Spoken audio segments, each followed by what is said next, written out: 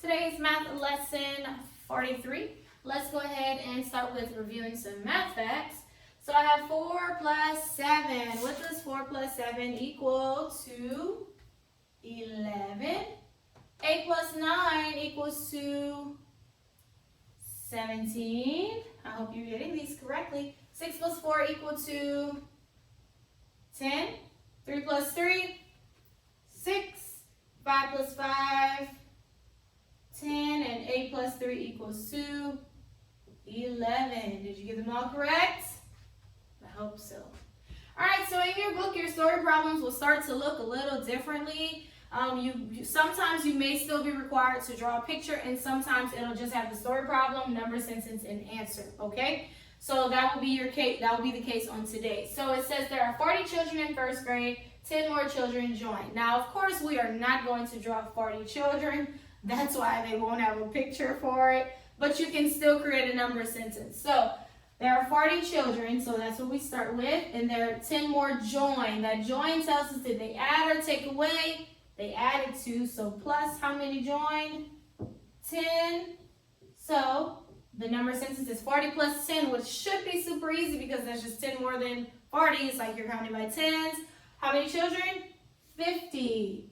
So did I write this correctly? I did not. And so let me review again. Remember, we always put the name of what we are adding, okay? And so I have been seeing that on some tests, but on some tests I have not been seeing this done correctly. Okay, so you do 40, we're doing children, plus 10 equals 50. Is that correct? No, that still isn't correct. What? Yep, not correct. So, 40 plus how many more? 10 children equals 50 children. This is correct. 40 children plus 10 children equals 50 children. You're like, Ms. Foolishness, that's just so much. Yeah, but let me show you my answer key.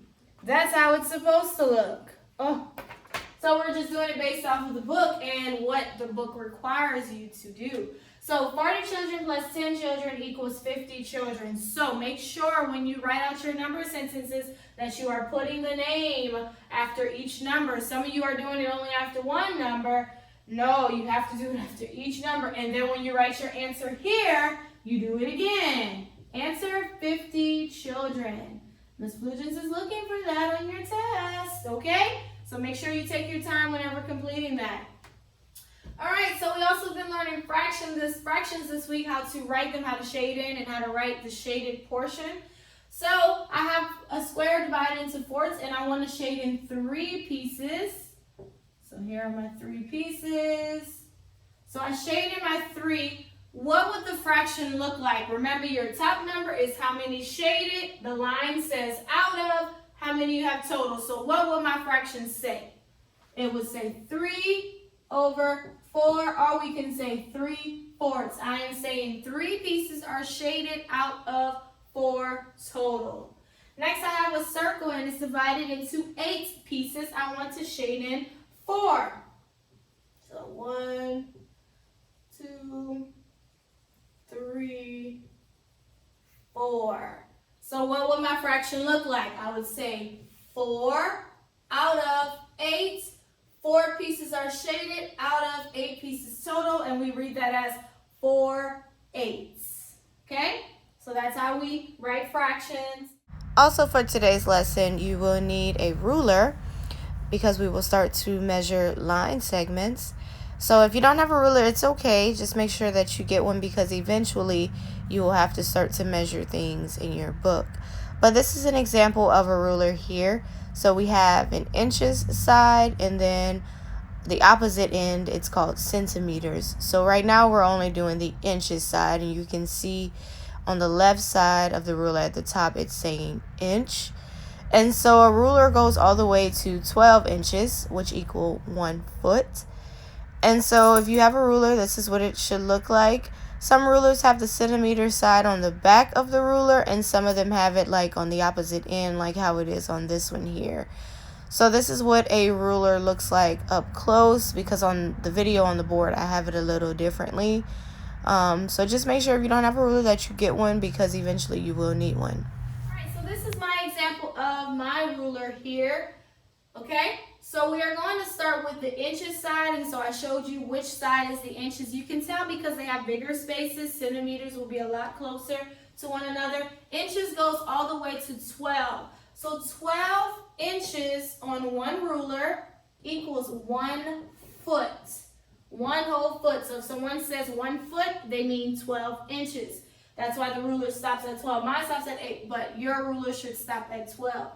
So whenever you start to measure a line segment or a line, first thing you want to do is make sure that you measure up your ruler to the correct place.